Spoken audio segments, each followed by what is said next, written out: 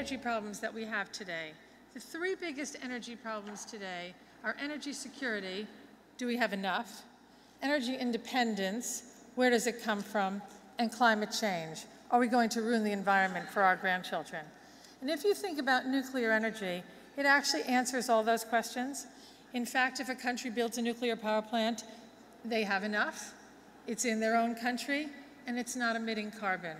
So why isn't the world doing nuclear energy at the moment, and why did they stop for all those years? Well, as I said, it's an emotional, political, and important issue.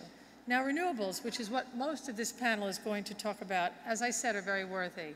But the problem is, whereas nuclear energy is baseload generation, it's always on all the time. When you turn on the lights, you know they're going to go on. Renewables are to some degree top-up energy. It only works when the sun shines, when the wind blows.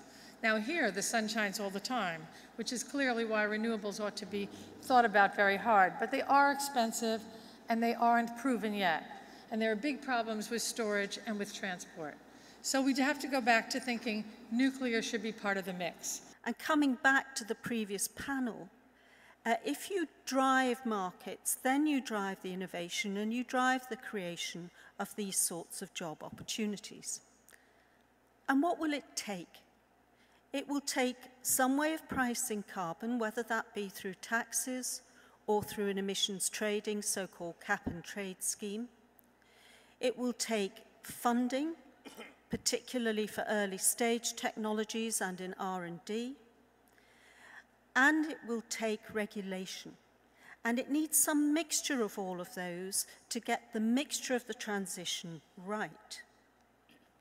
It's been estimated by the International Energy Agency that funding needs to increase between 3 and 10 times in research and development and deployment, not just from governments, but from the private sector as well.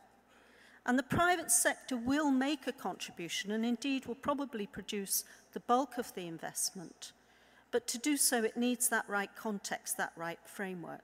With regard to the title under this session, saying moving away from fossil fuel, are we serious by saying that we would like to move away from fossil fuel? I remember the argument being presented, 50 years ago, that because of the oil scarcity that we need to move away from oil. But then it proved that there is no scarcity whatsoever. And even the recent studies that we have seen with regard to the oil peak shows that, there are other counter studies that there are amber reserves, oil reserves, and the world is not really in short of oil reserves, but it is probably the problem of underinvestment. So in closing, we have these two great challenges of meeting growing demand for energy and mitigating emissions. We can meet the challenge if we develop all economically viable sources, improve energy efficiency, and invest in new technology to mitigate emissions. Finally, the point is it requires a policy environment that encourages innovation and investment over the ups and downs of the business cycle, steady course through the ups and downs and through political change. And as I said, the chemical industry will play an important role in moving towards this more sustainable future.